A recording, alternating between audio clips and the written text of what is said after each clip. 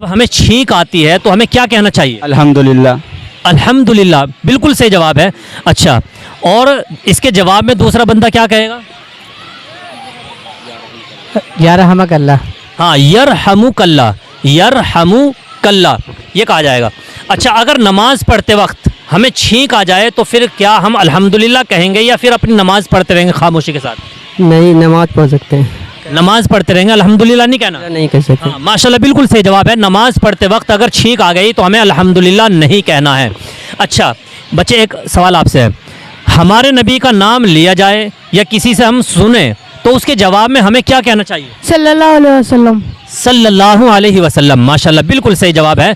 अच्छा, वज़ू में कितने फ़र्ज़ हैं? वुज़ू में तो 3 फ़र्ज़ है, एक 4 है। हाँ माशाल्लाह, 4 फ़र्ज़ हैं। और गुस्ल में कितने फ़र्ज़ हैं? 3 है। हाँ माशाल्लाह, गुस्ल में 3 फ़र्ज़ हैं और वज़ू में 4 फ़र्ज़ हैं।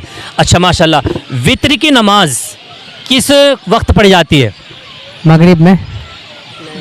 वित्र वित्र किस में पढ़े जाते हैं? ईशा में, ईशा के बाद। ईशा में? फ़र्ज़ नमाज की बात। हाँ, ईशा की नमाज में। अच्छा, ईशा की नमाज में कितने रकात होती हैं? ऐसे तो 17 होते हैं। अच्छा माशाल्लाह, उसी में 3 रकात वित्र भी पढ़े जाते हैं। माशाल्लाह, बहुत सही जवाब है।